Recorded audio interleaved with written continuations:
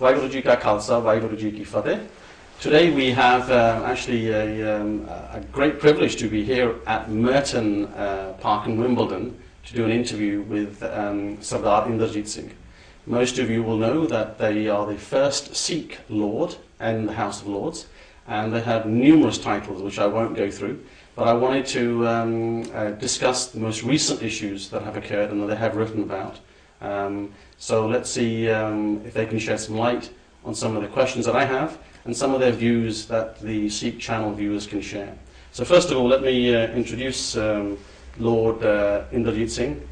Vaheguru Ji Ka Khalsa. Vaheguru Ji Ka Khalsa, Vaheguru Ji Ki Fateh. Thank you very much for allowing us to come to your home and actually do the interview. It's a real pleasure. I was hoping that sometime in the future that we could actually do the interview at the House of Lords, as I discussed with you. But maybe that's something that we can wait. Yeah. Of course, it's just that this was short notice, and they are really quite bureaucratic, and it would have taken much longer. Right. Okay, so let's start by asking you about. You started the Sikh Messenger, which was a magazine, and I don't even know whether it's still going on now. Are you still running it, or has it stopped, or what's the... No, the Sikh Messenger is still running. It's a quarterly that struggles to make quarterlies, and sometimes 2 or 3 times a year. So do you have people that write articles for it, or do you do most of the writing yourselves? I end up doing most of the writing myself. It's not through choice. It is... we need articles that reflect real concerns of Sikhs and real Sikhism. In many of the articles that are sometimes sent me, people go off at some tangent that doesn't really help us very much. And how long has the Sikh Messenger been going on, actually? Well, there was a magazine called the Sikh Courier that was started in the 60s, early 60s. And it was started by someone who, an English lady, Mrs. Wylam, who later became Mrs. McCormack. In 1908, I became assistant editor of that. Then in 1984, start of 1984, the proprietor of the Sikh Courier was not very keen on us talking and writing about issues that were seriously affecting Sikhs in India. And he was making life difficult, so Mrs. McCormack, Mrs. Wylam, and I started the Sikh Messenger so that we could properly look at issues in India. So is it geared for the audience here in the UK, or is it talking all about just India? No, it's geared very much to the UK, but as Sikhs we should reflect the abuse of human rights in any part of the world, and if they occur to Sikhs, of course we should. And that is what we've done. And from 1984, the Sikh Messenger was the main voice in the UK of Sikh outrage. Right. So it's a quarterly magazine. Does it go to all the Gurdwaras, or do you actually... It goes to all the affiliates of the network of Sikh organizations, and that's more than 100.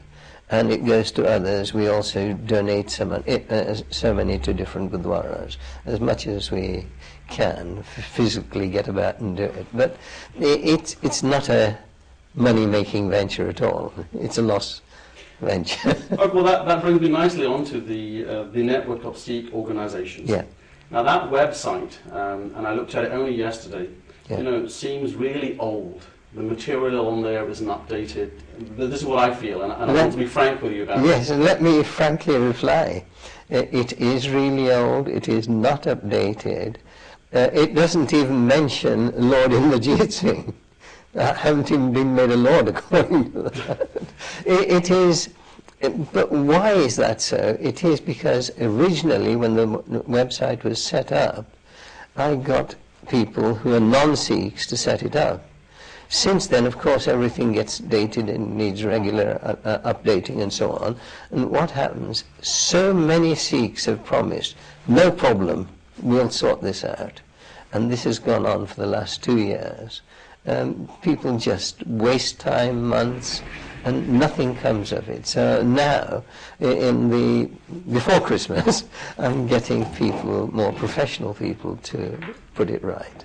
So did you not look at actually, paying somebody to look after the website rather than this seva concept? I assume that's what you're touching on. Get people to say, "Get Gardena," but then they don't actually then, I'm terribly naive. I thought when people say, "Badi khushi naal kar denge, mufti kar denge," and I thought all that really meant something.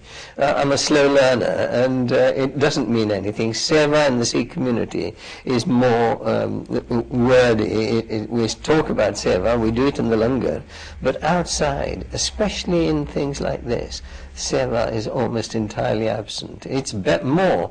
The last person I had working with me on this was a Muslim. To get someone from the Sikh community, and there are plenty of well-educated people in the Sikh community who could do this, they'd rather just attend dinners and go to play golf and other things. They don't want to do it. So I'm a slow learner, but I think I've got the message. But I assume you're talking about people that have retired in the UK that could contribute towards not only the magazine, but the site and so on. Absolutely. To so much that the network of Sikh organisation wishes to do. So where do you think that site will then, be in 10 years from now? Are you going to try to revamp it or what? Well, I'm ever an optimist. I've been trying, but this time I've learnt a lesson that voluntary effort doesn't succeed. We pay for it. So we'll pay for it and get it done. But that applies to many other things in the network of Sikh organisations. I'm often asked, what happens after you? No one worries about that more than myself. But it is always trying to get people in. What they will want to do, most Sikhs, this is sad, but it's true, they will say that we want to attend this meeting at Lambeth Palace, or we want to go to this other function or something like that. They want to be up there. They don't want to come through here at all, through the lower part, and you need to. And no one, I wasn't appointed to succeed anyone. I was doing some editing for Mrs. Wylam when the Sikh Courier was there, and she insisted, you'd write so well, you must be assistant editor. Right. It's the way you go in. I didn't, when I started getting interested in Sikh affairs in India, almost as a joke, I started writing to newspapers about the appalling treatment of Sikhs in India. I knew I couldn't do it as a Sikh. This was in the Punjabi Subha movement. At that time, there was no Sikh voice. So I wrote something and started writing as our next-door neighbour in Birmingham under Mr. V. Pendry. And it rippled. It created huge ripples in the Sikh and non-Sikh community. Actually, I want to sort of pick up on about yourself then in terms of the organisations, and this is just one of them in terms of the magazine and the Sikh organisation, about the legacy of yourself. Like, what I've seen is when the Sant or Babe Dere, when they pass away, there is mayhem afterwards. People are arguing who's going to be in charge, who's going to run it, because a lot of money is involved in it. I mean, the 3HO is a prime example of that. Where do you think, what will be the legacy of yourself, or have you made some succession planning after yourself? There's a little difference with Harbhajan Singh Yogi and the network of Sikh organisations. There's no money involved in the network of Sikh organisations. There's work and more work. I am the only full-time employee. There is no one else. And, of course, unpaid. So an unpaid employee. I get others, I cajole other people to help me, but there's no money there. It is, notice now with we run the Sikh chaplaincy service for all prisons. Now at that time, I was doing a lot of the work myself. Now, since I became a Lord, I've been looking here and there. How can I take on the new duties in the Lords and make an effective contribution? I just don't want to be a nominal Sikh in the House of Lords. How can I make an effective contribution and still maintain the other things that the network of Sikh organizations was doing? And it's a very, very slow progress. You cannot just appoint someone like that, you are my successor. That doesn't work. It never worked with the after the Gurus. That's why Guru Gobind Singh said, forget these appointments now. It's being true to the Sikh scriptures. That's all that's important. And everyone can contribute in that way. So I've been looking around. Now with the Sikh chaplaincy service, I have found one or two people, and I'm doing less and less work there. There's Mr. Inderjit Singh Chawla. He's very competent, and he's virtually running it. So I'm looking in other directions as well. I've got a press secretary, Hardeep Singh, who is now also assistant editor of the Sikh Messenger. They are showing by their ability and their keenness that they can do things. Now I'm constantly looking around for others. Okay, so you don't think anybody in your family will run the organisations or anything that you're doing after you? Well, I don't think that would be right and appropriate for me to try and push a member of the family. They are very supportive, they're helpful, and they do things in their own way. My daughter Reema particularly has written a lot and goes to speak about Sikhism. But it's up to them and up to circumstances. I came into being interested in Sikhism through my parents. My father, Dr. Diwan Singh, was the first Sikh doctor in this country. He was also president of Shepherd's Bush Gurdwara for more years, through all the war years. And he did a lot for Indian independence as well. He was a colleague, or a supporter, rather, a financial supporter of Master Tara Singh in India. So they made their own contribution. I'm trying to make my own. No, I was looking more on the sense that in India it's quite common to leave it in the family, or keep it in the family, or prepare someone that's close to you, whether if it's not your own children, maybe your brother's children or something like that. It works up to a point, but the catchment here, everyone has to earn a living. They don't come into this. I started this work in my spare time. I had to earn a living. I was a mining engineer and then a management consultant. It's finding time. When I was doing a lot of the work, I was in full-time employment throughout the 1984 scenario. I was in full-time employment. Okay, I want to move on to about 1984 with yourselves and the work that you've been doing. Yeah. What is it that you think that, have we missed opportunities since 84, or is there something that you would have liked to have seen done differently, that the Sikhs have generally done? I think there's a lot of regret that there was universal outrage when the Golden Temple was attacked, and attacked in the nastiest way possible on the martyrdom anniversary of Guru Arjan Dev Ji. And with troops coming in, there was no warning or anything. Thousands of pilgrims were killed, many of them captured and killed in cold blood, shot. There was a hospital in Amritsar, Guru Tegh Bahadur Memorial Hospital, and all the Sikh pilgrims that were taken there were labelled prisoners of war. They were refused water, any medical attention. They were treated abysmally. Worse than that, if any nurse or doctor helped them in any way, they were punished. Now this is what we suffered, and then we suffered worse in the end of October that year. From there on, the planned killing of Sikhs throughout the country. It wasn't random riots or anything like that as it was described. It was planned killing. Delhi municipal buses were commandeered by those who were going around doing the killing. The Sikhs in the police were locked up. They were not allowed to come on the streets. When there were calls for the army to be called in, that was refused. And the killings took place with people being issued with kerosene and identical length steel rods so that they could do maximum damage. Now, this is an insult to India. Even the former Chief Justice of India, Sikri, he said that this is carnage and it is planned carnage. And there are various inquiries. In fact, nothing has resulted.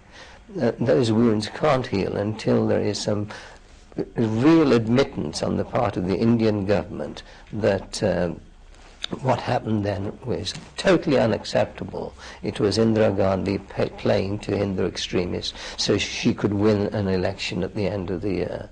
In fact, she didn't survive, but Rajiv Gandhi won a record success because playing to prejudice does secure votes. So what is it that you or your organisation has done since '84 about the incidents that happened? Is there something that you have done where you can say, okay, or has it all fallen on deaf ears? It has largely fallen. It's very difficult for people to sustain anger, and I'm not sure it's a good thing, but we should channel it into more constructive ways. I think it is right and appropriate for the Indian government to apologize publicly and say what happened was wrong and evil. Now, that is something we should always push for.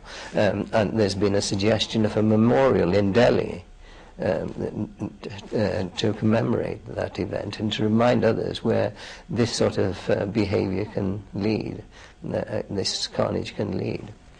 Now, these things are good ideas, but at the moment there is opposition even to putting one in the precincts of the Bar Sahib. Yes. Actually, that was the point that you just made about a memorial in Delhi. It was actually Professor Nirmal Singh's, whose notes have just come out, I think, this week, where they've done an article called Sifting the Dust of '84, Pogrom for Some Positives. And there at the end they mention that we should have a memorial where people can come and see pictures and films and documentaries and all that sort of stuff. So you think that would be a good idea? I think it would be a good idea, but I can't see it happening in the India of today unless the India of today rapidly changes into a proper secular country. It's not. It panders to extremism. Now, there's a huge change. I mean, we can meet. There's this story of the mice meeting and saying this cat's a nuisance. We've got to put a bell on it so we can hear it coming. That's fine. We can do all this planning. How do we get that memorial made? It's not easy in the present circumstances. We have to change public opinion. Now, people like Dr. Inderjit Singh in India, who was until recently an MP, they have done wonders in changing public opinion about Sikhs. They have had the courage to stand up and speak in Parliament about the assault and the indignities perpetrated on Sikhs. There are very, very few people that have done that, but we've all got to do it at every opportunity. So what do you think about the 1984 march that we do in London? That we do, when we march to Trafalgar Square from Hyde Park? We've been doing it for, what, maybe 28 years now? Yes, I started it in 1984. So you're happy that we should carry on doing that? It's done, but I don't think it has too much, there's too much gain from it, because one is that you feel that you've done your job regarding 1984. We haven't started. The other thing is people who seeks marching, and when we march we don't put decent banners up either about what we're marching about. We start shouting slogans in Punjabi that will finish the Indian government and things like that in Punjabi. It doesn't do any good, and it can alienate or scare people. We've got to be much more sophisticated than just having a march. Okay, so have you got some idea of what we should do? Maybe we can have the march and something else, or are you saying that we should forget the march and no, we can lobby for greater human rights in India, and we can do that in more subtle ways if we want to get anywhere. We need to do it. Right. Okay. I wanted to... It's not going to be easy, because I go back to 1984 when I met the British minister responsible, and I went to see him. I was on a group called the Home Secretary's Religious Advisory Panel, and I went to see him. And he turned round to me and said, "Inderjit, we know what's going on in India," he said, "but it's very difficult. We're walking on a tightrope." I'm using his words. "We've just lost one major contract, which was the Westland helicopters contract. So we have to be careful." So when the governments are concerned, human rights is down there, trade is up there. No, I think that's. I think you're right. I mean, one of our shows that we did recently on the Sikh Spectrum was about Udham Singh. Yeah. And his files are still sealed about when they captured him, how they captured him, and what they found. It's usually hundreds of years afterwards that you discover actually this was the main reason for people or governments doing something, and at the time blatantly lying about what they were doing actually. Well, I mean, just on that, I can shed a little bit of light for your viewers as well. I was a child at that time in Birmingham. Udham Singh used to regularly visit my father, and then he suddenly stopped. And when my father asked him why, he said, "You've got young children and you've got a family. I don't want anything I'm thinking of to be linked with you." And he gave some sort of cryptic comments like that. And then he very coolly went into Caxton Hall and shot Michael O'Dwyer, yes. the governor. Right. Oh, that's interesting. I didn't realise that your father hadn't actually met. He used to play with us as little children, not that I can remember, but I'm Okay, I wanted to move on to the Mandela case. Yes. This is one sort of, it's not an issue, but it comes up again and again with people. What was your involvement in the Mandela case? Because all I keep hearing is that you were just a witness. But I'm sure there was more of a role that you played in that whole scenario. Can you shed some light on that? Yes, there was, it took a significant part of my time that I was approached by the then Commission for Racial Equality, and Bindman and Partners, the solicitors, who were thinking of acting for Mr. Mandela. They had a meeting here in this house, in this room, and they said, "We want your help. We want to try and prove that Sikhs are a race, to protect this child." In the background was, of course, that he had been, his father wanted to send him to a private school. The head teacher said, "Fine, but you can't come with a turban because that's against the school uniform." And Mr. Mandela rightly objected and then sought advice. And as a result of that, they came to me, "We want to prove that Sikhs are a race because races are protected under the race relations legislation." And I said that as far as that goes, there's no way I can do that, because the religion says, "Manas ki jaat sab ek hi pehchan," recognize the oneness of the human race. So there is only one human race. But the Race Relations Act, which I was reasonably familiar with, also gave protection to different nationalities and also to ethnic groups. Now, ethnicity is much more vaguely defined, that if you speak a similar language, if you come from the same location, if you have culture in common, if you have religion in common, you can be considered an ethnic group. I suggested that we fight the case on that basis. And the whole thing was to help a boy, and not only that boy, many others, in a climate of hostility towards the turban in the UK at that time. And so, go on. So the question I had was, we were identifying our group, our sort of the group of Sikhs, yes, as an ethnic group, but not a race. Absolutely, and that means that most people have those characteristics in common. Most come from, originate from Punjab, most will follow the Sikh religion, most have that religion in common, they have a culture in common. And it has to be most, it doesn't have to be all. So that was much more, much easier, and we fought on that basis. Do you not think that we're a race? Because I'm just thinking of the Punjabi word "qaum." Yeah. Do you not think that the Sikhs are a qaum then? Because that would be a race, better translation for it, wouldn't it? Yeah, they're not. Sikhism is a world religion. The Gurus didn't go, Guru Nanak didn't go to Mecca and other places just to say we've got to, Sikhs are just Punjabi and a qaum and a closed entity like that. No. Sikhism is a religion for the world. It's meant to influence religion. Now, I find that the Guru's teaching applies here, that doing thought for the day and other things, these people in this country are delighted to hear the things about the equality of gender equality. They're delighted to hear something about the equality for all human beings. They're delighted to hear about the tolerance in Sikhism, the sacrifice of Guru Tegh Bahadur in standing up for the right of another religion. This is really, these teachings are meant for the world, they're not meant for a little bit of Punjab. So you think we shouldn't be using the word qaum then in terms of as a Sikh group? They're not really a race. Do you still stick by that we're an ethnic group then?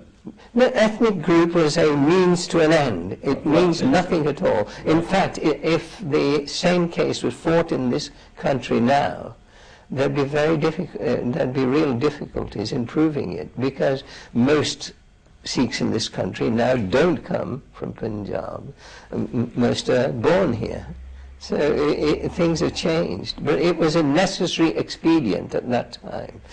We should have moved away from it long ago to say, now let's get about establishing ourselves as a world religion. But we haven't. We're trapped in that thing. We're a qaum. We've got to look at a little bit of Punjab. We're a protected species, or we need to be a protected species. No, Sikhism is much more than that. Okay, so what could the Sikhs living in the UK do then, rather than trying to think that they're constantly linked with Punjab? Because you can't avoid some parts. Our forefathers are from Punjab. Yeah. And let's say from 200 years from now in the UK, I mean, what should they do to preserve that somehow then? Well, first of all, we need to go back to that story of Guru Nanak visiting two villages where one was hostile to him. He said, he blessed them, may you stay here. And then he went to one that was favourable to him and looked after him and his disciple. And he said, may you be spread all over the place. Well, Sikhs are spread all over the place, and it's an opportunity for us to carry those teachings to other parts of the world, to a world that desperately needs them. I want to move on to the most recent incident, well, not an incident, but it was something that you wrote about, which was you were invited to the Sikh Film Festival in New York by the Bindra family. Yes. And I mean, the Bindra family have obviously done a lot of work regarding the Sikh studies and Sikh awareness. Yes. And I wanted to know, what was your reason for not accepting their invitation? I did accept the invitation initially, before I saw the detailed program. And when I saw the detailed program, first of all, I have huge respect for the Bindra family. They have done a lot. And one of the reasons was for going there was not so much to get a trophy or a reward or something. It was more to meet them and meet like-minded people and see that, can we learn from them? Can we do some of the work that they're doing in this country? It was to find that out. That's why I happily accepted. Then I saw the detailed program, and it contained a reference to a sort of celebration in which dance was listed on the program. Also, they were honouring Indian government officials at the same time as they would have honoured me. And I thought that was inappropriate, coming at the anniversary of the Indira Gandhi's assassination and the planned killing of Sikhs, the massacre of Sikhs throughout India. So I did write and apologise that I couldn't do it. Your letter appeared on the Sikh Chick site. What was the reason for it to appear on that site? Because it would have been better to appear in The Guardian or some newspaper rather than, was there a reason for it to appear firstly on that site?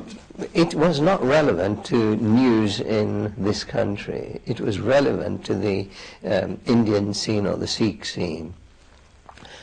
Someone sent me a link with the Sikh check, and I read it, and I read other comments, and I thought that let me respond and put my position, and I did write that from 1984 I was taking out not full page, but paid advertisements in the Times and Guardian and other papers. The only article written about the atrocities in India was by myself in the Guardian, because no other paper wanted to publish it, and I knew someone there in the Guardian who said that it's against the policy to go against trade with India, but they did publish it. It was a very critical attack on Indira Gandhi's politics.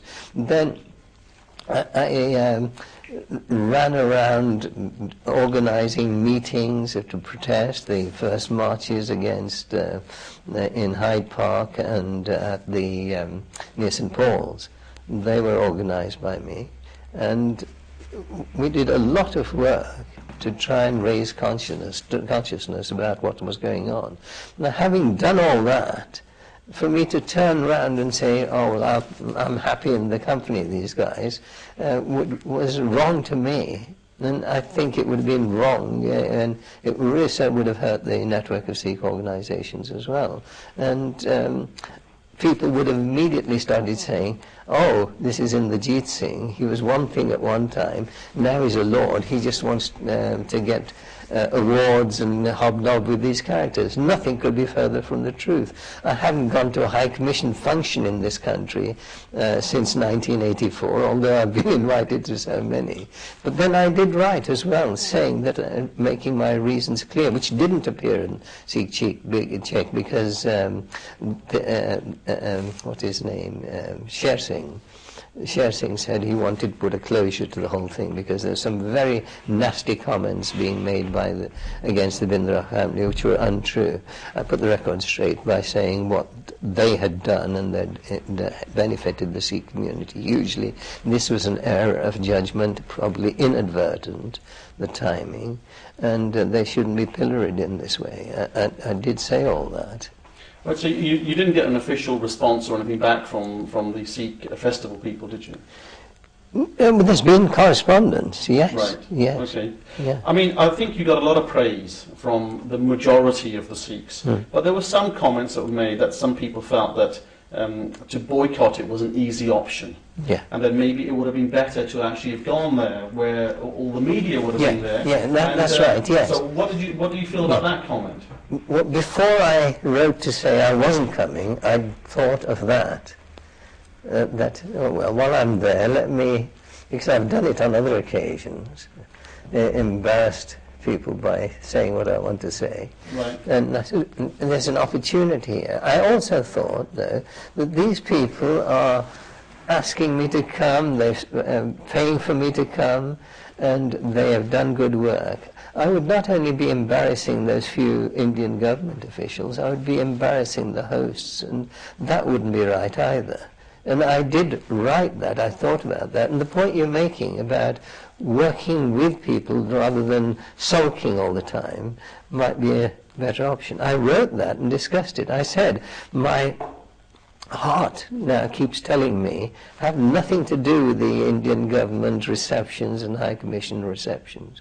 My heart tells me that. My head tells me something else, that now I've got some status in the House of Lords and I can meet the appropriate people. Perhaps I'd be wrong, it would be wrong for to not take opportunities to influence people. So there's a balance there. So I could well end up going to some reception, meeting the people concerned and saying, come on now, what can we do about this situation?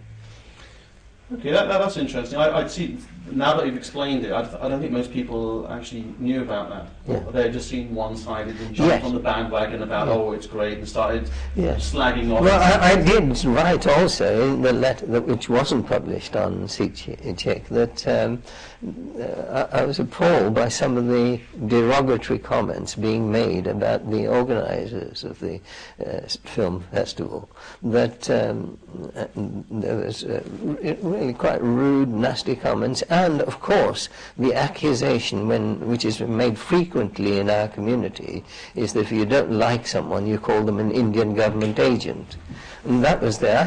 I thought, and I wrote this, I thought these things were only native to Britain, but here they're happening in the States as well, and I'm appalled. Okay, I mean, I think you've explained the reason for why you did that.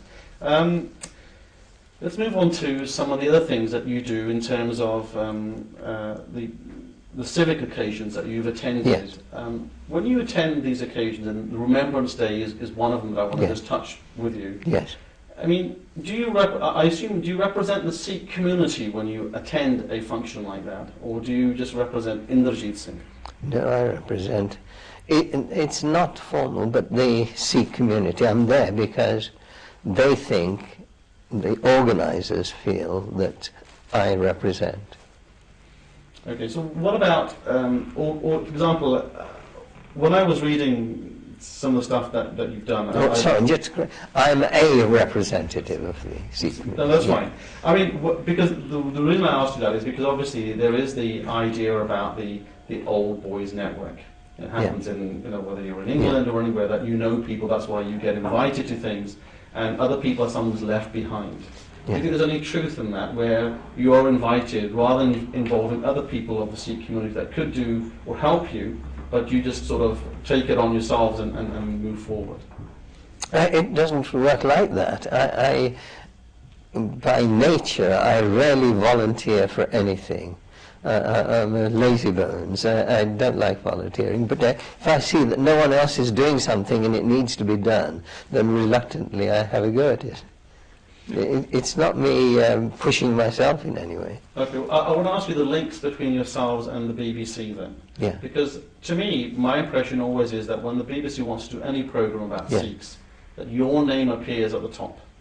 And they say, okay, let's try to contact Sardar Inderjit Singh, and if we can't, then they might look for someone else. Are you saying that's not true then? I've no idea the way I've been doing Thought for the Day on BBC for 27 years, and I've worked with them on other television and radio programs, on series of programs for many times, and I've still no idea of how the BBC mind works. They seem very suspicious. They also like to ensure that they have contacts here, there and everywhere, and they won't rely on one person. So I don't understand. And also there's my personal relationship with the BBC. I've made it clear time and time and again that I'm not there to do their bidding. I'm there to explain Sikhism in the way I feel appropriate. And sometimes that has led to conflicts and difficulties. So I'm not their favourite person by any means, and I've constantly criticised them. Currently, I've got a complaint to the, it's the BBC Trust about the use of the word Asian. It went to the editorial complaints unit first, and they, in fact, responded in detail, more or less accepting everything I said. I mean, there's two examples where it was used. One was, Asian was used again and again when they were talking about genetic defects in children born of cousin marriages, and Asian and Asian. Now, genetic defects, the cousin marriages are a Muslim phenomenon. The Quran and the Muslim teachings sanction it, whereas all other religions in subcontinent and non-subcontinent frown on it. They say it's bad, and it's been proved to be bad, and it leads to genetic defects. So I said, why use it there? And the response was, well, we more or less agree with what you say. We shouldn't have used Asian in that way. But a balanced BBC listener listening to the whole program wouldn't come away thinking that it was perhaps Sikhs or Hindus that he's talking about. I said, and I've written back, where do you find such a person? We're all full of passions and prejudice, and especially at that time in the morning, people are rushing here, a bit of breakfast, getting dressed, doing other things. They don't hear the whole program, and they're more interested in things that bolster their own prejudices. I've done Thought for the Day and frequently been complimented on things I never said and criticized for things I've never said. So that's not good. But he more or less agreed, but then said, on the whole, we don't uphold the complaint. So now it's gone to the BBC Trust. And I think there's a good chance of success.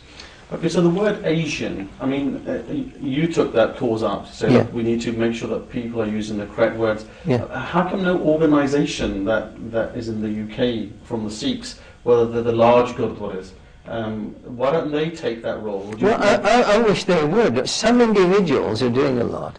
Unfortunately, the umbrella type of organizations which exist from the top down a bit, which keep being formed every 2 or 3 years, they don't take these things. They're more interested in making slogans and saying to the Sikh community, look how much we're doing, look how Sikh we are, we're more Sikh than anyone else.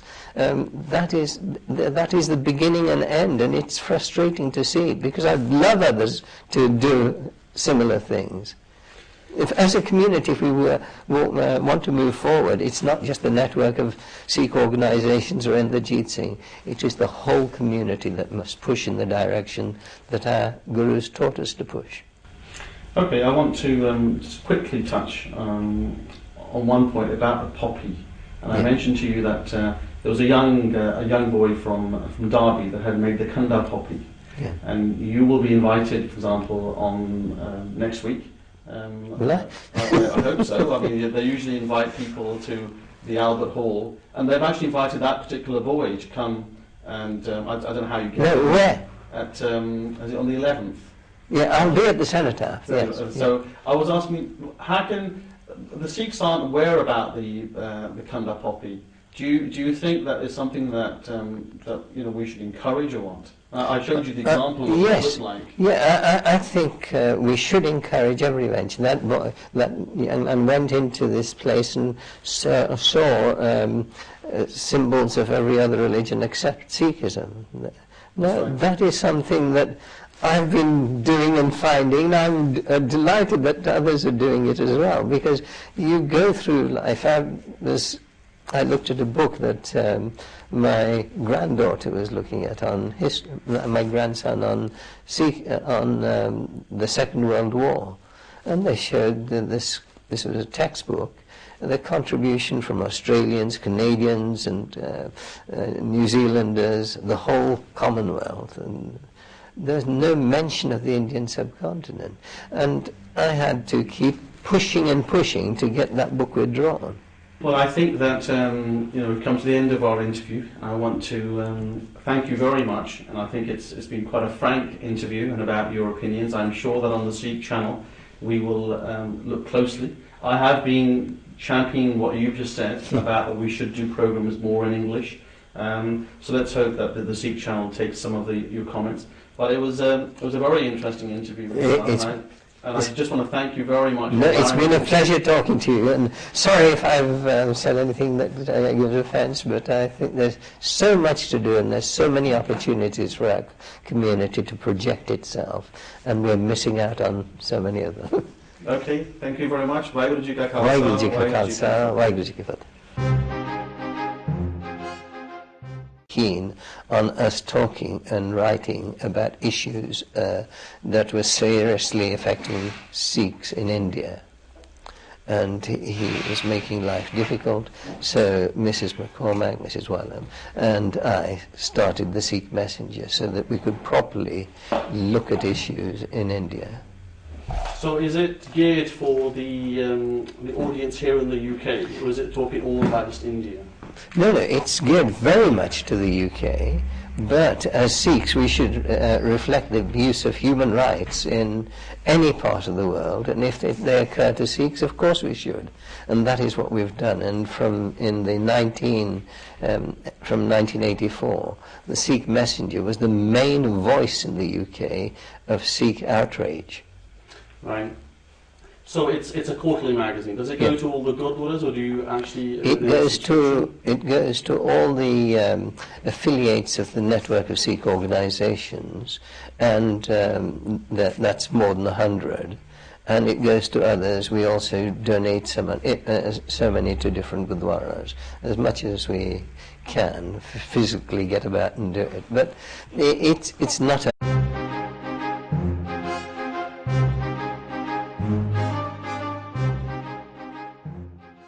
Vaheguru Ji Ka Khalsa, Vaheguru Ji Ki Fateh.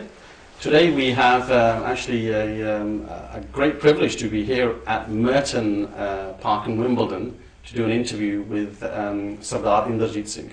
Most of you will know that they are the first Sikh Lord in the House of Lords, and they have numerous titles which I won't go through, but I wanted to discuss the most recent issues that have occurred and that they have written about. So let's see if they can shed some light on some of the questions that I have and some of their views that the Sikh channel viewers can share. So first of all, let me introduce Lord Inderjit Singh. Vaheguru Ji Ka Khalsa. Vaheguru Ji Ka Khalsa, Vaheguru Ji Ki Fateh. Thank you very much for allowing us to come to your home and actually do the interview. It's a real pleasure. I was hoping that sometime in the future that we could actually do the interview at the House of Lords, as I discussed with you. But maybe that's something that we can wait. Of course, it's just that this was short notice, and they are really quite bureaucratic, and it would have taken much longer. Right. Okay, so let's start by asking you about. You started the Sikh Messenger, which was a magazine, and I don't even know whether it's still going on now. Are you still running it, or has it stopped, or what's the... No, the Sikh Messenger is still running. It's a quarterly that struggles to make quarterlies, and sometimes 2 or 3 times a year. So do you have people that write articles for it, or do you do most of the writing yourselves? I end up doing most of the writing myself. It's not through choice. It is...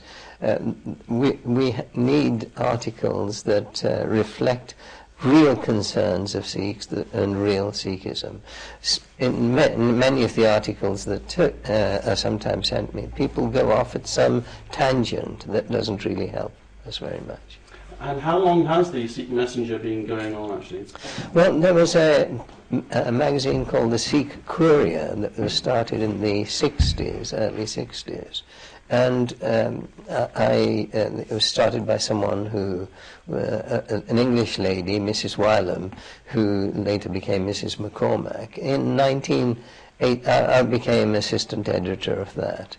Then in 1984, start of 1984, the proprietor of the Sikh Courier was not very money-making venture at all. It's a loss venture. Well, that brings me nicely on to the network of Sikh organisations. Yeah. Now that website, and I looked at it only yesterday, seems really old. The material on there isn't updated.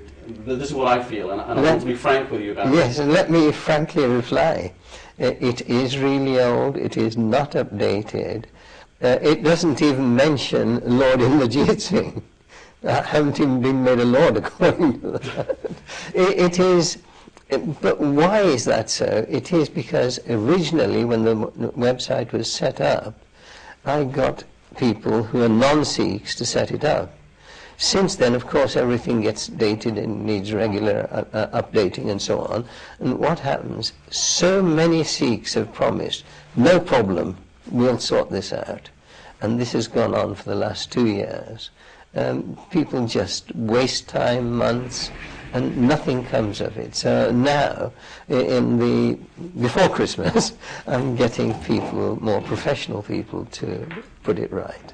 So did you not look at actually, paying somebody to look after the website rather than this seva concept? I assume that's what you're touching on. Get people say, but then they don't actually then, you know, take that I'm responsibility. terribly naive. I thought when people say, badi khushi naal kar denge, mufti kar denge, and I thought all that really meant something. I'm a slow learner, and it doesn't mean anything. Seva in the Sikh community is more wordy. We talk about seva, we do it in the langar, but outside, especially in things like this, seva is almost entirely absent. It's more. The last person I had working with me on this was a Muslim. To get someone from the Sikh community, and there are plenty of well-educated people in the Sikh community who could do this, they'd rather just attend dinners and go to play golf and other things. They don't want to do it. So I'm a slow learner, but I think I've got the message. But I assume you're talking about people that have retired in the UK Yes. that could contribute Yes. towards not only Yeah. the magazine, Yeah. but the site and so on. Absolutely. It is so much that the network of Sikh organisation wishes to do. So where do you think that site will then, you know, be in 10 years from now? Are you going to try to revamp it or what? Well, I'm ever an optimist.